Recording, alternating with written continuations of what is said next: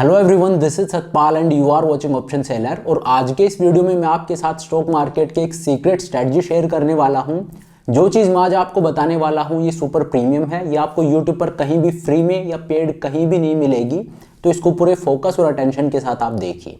तो ये कंटेंट जो मैं आपके साथ शेयर करूंगा ये बिल्कुल प्रीमियम होने वाला है। इसमें मैं आपके साथ एक सीक्रेट स्ट्रेटजी शेयर करूंगा कि किस तरह से आप अपना पैसा स्टॉक मार्केट में लगा सकते हो, जहां पे आपको लॉस होने के चांसेस ना के बराबर होने वाले हैं। यहाँ पे हर सिनेरियो में आपको प्रॉफिट ही होगा। तो ये स्ट्रेटजी क्या है, इस वीडियो में हम यही डिस्कस करेंगे। तो चलिए अब इस वीडियो को शुरू करते हैं। लेकिन वीडियो को शुरू करने से पहले मैं आपको बता दूं कि कल मैं एक वर्कशॉप कंडक्ट कर रहा हूं कैलेंडर स्प्रेड और डायगोनल स्प्रेड्स के ऊपर, जहां पे मैं आपको बताऊंगा कि कैलेंडर और डायगोनल्स का आपका सेटअप किस तरह का होना चाहिए, या आपको कब ट्रेड करनी चाहिए, और मार्केट अगर आपके ब्रेक इवन्स को तोड़ता है तो आप इसमें किस तरह के एडजस्टमेंट कर सकते हो, वो सब मैं आपको बताऊंगा। तो क्योंकि मार्केट में अभी वोलेटिलिटी कम है और अभी जो विक्स एनवायरनमेंट है मार्केट में, ये प्योर हेवन है डायगोनल और कैलेंडर स्प्रेड्स के लिए, इसीलिए ये वर्कशॉप मैं अभी लेके आ रहा हूं। तो ये वर्कशॉप कल कंडक्ट होगी। इससे रिलेटेड अगर आपको कोई भी डिटेल्स चाहिए तो ये नीचे मैंने व्हाट्सएप नंबर दे दिया है, इस नंबर पर व्हाट्सएप करके आप सभी डिटेल्स ले सकते हो। तो चलिए अब आज के अपने टॉपिक पे आते हैं। अब मैं आपको बताता हूँ ये स्ट्रेटजी क्या है और आप इसको किस तरह से एग्जीक्यूट कर सकते हो और इसके पीछे का लॉजिक क्या है। तो देखिए, जो स्ट्रेटजी मैं आपको बताने वाला हूँ ये आप आंख बंद करके किसी भी स्टॉक पे ट्राई नहीं कर सकते। इसका एक क्राइटेरिया है जो मैं आपको अभी बताऊंगा। तो देखिए, जो चीज मैं आपको बता रहा हूं ये आपको सिर्फ निफ्टी के जो टॉप 10 स्टॉक हैं उन्हीं पे ट्राई करना है। जो निफ्टी 50 के टॉप 10 स्टॉक्स हैं, लाइक जो फंडामेंटली स्ट्रॉन्ग कंपनीज हैं, उन्हीं पे आप इसको ट्राई कर सकते हो। अदरवाइज आपको इसको ट्राई नहीं करना है। दूसरी बात, जो कंपनी एफएनओ सेगमेंट में है उसी में आप इसको ट्रेड कर सकते हो। जो कंपनी सिर्फ कैश में ट्रेड करती है वहां पे आप इसको एग्जीक्यूट नहीं कर सकते। तो अब मैं आपको बताता हूं आपको करना कैसे है। तो देखिए, जैसा कि मैंने आपको बोला कि आप इसको निफ्टी की टॉप 10 कंपनीज में ट्रेड करिए, तो इससे मेरा मतलब ये है कि वो फंडामेंटली स्ट्रॉन्ग कंपनी होंगी, जैसे इन्फोसिस होगी या टीसीएस होगी।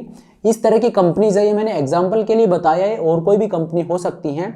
लेकिन मान लीजिए इन्फोसिस है या टीसीएस है, ये फंडामेंटली स्ट्रॉन्ग कंपनी है। तो ऐसा नहीं होगा कि कल ये कंपनी बंद हो जाएंगी और आज आपने जो पैसा लगाया है वो कल जीरो हो जाएगा। तो ये उस तरह की कंपनीज नहीं है, और इसीलिए मैं बोल रहा हूँ कि जो टॉप 10 कंपनीज है वो सारी फंडामेंटली स्ट्रॉन्ग कंपनी है, जहां पे आप रिलाई कर सकते हो कि हाँ ये कंपनीज है, इनका मैनेजमेंट अच्छा है, इनके फंडामेंटल्स अच्छे हैं, ये आगे अच्छा परफॉर्म करेंगी। हाँ, लेकिन बीच में हर एक कंपनी में टेम्परेरी फॉल आ सकते हैं, जो कि स्टॉक मार्केट में आते भी हैं। चाहे कोई कंपनी कितनी अच्छी क्यों ना हो, वो यूनिडायरेक्शनली ऊपर नहीं जा सकती। हर कंपनी का ग्राफ एक बार बीच में नीचे डिप लेता है, देन उसके बाद ऊपर जाता है। ऊपर जाने के लिए एक हेल्दी करेक्शन का आना जरूरी है, जो कि हर कंपनी में आता है। तो ये जो करेक्शन आता है इसी को हमें कैपिटलाइज करना है, इसी का हमें फायदा उठाना है। अभी आप किस तरह से कर सकते हो वो मैं आपको समझाता हूं। तो अब आपको करना क्या है, आप एक फंडामेंटली स्ट्रॉन्ग कंपनी को उठाइए और देखिए कि एफएनओ में उसका लोट साइज कितना है, उसके फ्यूचर्स का लोट साइज कितना है।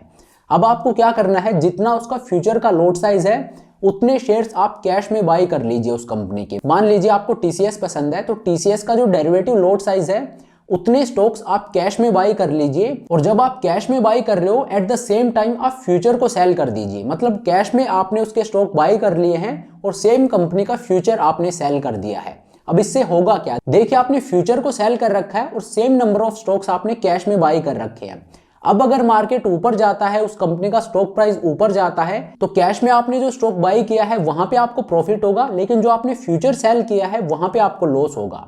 लेकिन फ्यूचर में जितना लॉस होगा उतना आपको कैश में प्रॉफिट हो जाएगा। अगर प्राइस 10% 20% भी ऊपर चला जाता है तो भी आपको डरने की जरूरत नहीं है, क्योंकि जितना लॉस आपको फ्यूचर में होगा उतना ही प्रॉफिट आपको कैश में होगा। तो अगर स्टॉक का प्राइस ऊपर जाता है तो आपको ना प्रॉफिट होगा ना लॉस होगा। क्यों? क्योंकि फ्यूचर में आपको जितना लॉस होगा उतना ही आपको कैश में प्रॉफिट हो जाएगा। अब बात करते हैं, अगर स्टॉक का प्राइस नीचे गिरता है तो क्या होगा। तो देखिए, अगर स्टॉक का प्राइस नीचे गिरता है तो कैश में जो आपने स्टॉक बाई किए हैं वहां पे आपको लॉस होगा, लेकिन जो फ्यूचर आपने सेल किया है वहां पे आपको प्रॉफिट होगा। अब यहाँ पे कैच है, जो चीज मैं आपको बताना चाहता हूं वो ये है कि अब क्योंकि प्राइस नीचे गिर गया है तो यहाँ पे आपको फ्यूचर में प्रॉफिट हो रहा है, लेकिन कैश में आपको लॉस हो रहा है। और कैश की कोई एक्सपायरी नहीं होती है, लेकिन फ्यूचर की एक एक्सपायरी होती है कि हर मंथ के लास्ट थर्सडे को जो एक्सपायरी होती है उस दिन फ्यूचर है दैट सीज टू एग्जिस्ट, वो अब आगे एग्जिस्ट नहीं करेगा, उससे आपको निकलना ही होगा, वो उसकी एक्सपायरी है। लेकिन कैश में किसी तरह की कोई एक्सपायरी नहीं होती है।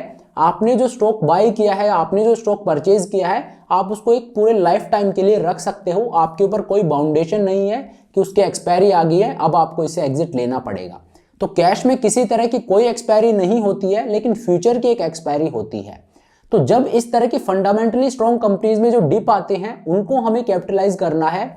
जब प्राइस नीचे गिर रहा है तो कैश में आपको लॉस हो रहा है, एक नोशनल लॉस आपको कैश में हो रहा है जो स्टॉक आपने बाय किया उनमें, लेकिन जो फ्यूचर आपने सेल किया है उसमें आपको प्रॉफिट हो रहा है। तो एक्सपायरी डे वाले दिन अगर स्टॉक नीचे जाके बंद होता है, लेट्स से स्टॉक 5% या 10% गिर चुका है, तो आपको फ्यूचर में 5 to 10% का प्रॉफिट हो रहा है, उसको आप बुक कर लीजिए। और कैश में क्योंकि फंडामेंटली स्ट्रॉन्ग कंपनी है तो आप इसको होल्ड कर सकते हो। आप कैश में उस लॉस को बुक मत कीजिए, उसको रखिए और आपके ऊपर याद रखिए कोई बाउंडेशन नहीं है, क्योंकि कैश में किसी तरह की कोई एक्सपायरी नहीं होती है। तो क्योंकि स्टॉक का प्राइस नीचे गिरा है तो फ्यूचर में आपको डिसेंट प्रॉफिट हुआ है, उस प्रॉफिट को आप बुक कर लीजिए। और कैश में आपको जो नोशनल लॉस दिख रहा है उसको आप ऐसे ही रखिए, क्योंकि कोई एक्सपायरी नहीं होती है कैश में, आप चाहो उतना रख सकते हो। और जब स्टॉक वापस रिवाइव करेगा तो नोशनल लॉस जो आपको कैश में दिख रहा था वो पूरा आपका चला जाएगा और फ्यूचर में आप ऑलरेडी प्रॉफिट बुक कर चुके हो।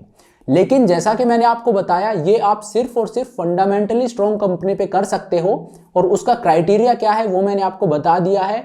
अगर आपको फंडामेंटल्स देखने नहीं आते हैं तो आप अपना एक रूल बना लीजिए कि ये चीज मैं सिर्फ निफ्टी की टॉप 10 कंपनीज हैं उन्हीं में ट्राई करूंगा, उसके बाहर की किसी भी कंपनी में ये मैं ट्राई नहीं करूंगा। क्योंकि निफ्टी की टॉप 10 कंपनीज है वो काफी रिलायबल होती हैं, वो फंडामेंटली काफी स्ट्रॉन्ग होती हैं। तो वहां पे इस तरह के जो फॉल आते हैं, जो टेम्परेरी फॉल आते हैं, जो कि हर एक कंपनी में आते हैं, उनको कैपिटलाइज करने के लिए वो सबसे बेस्ट कैंडिडेट है।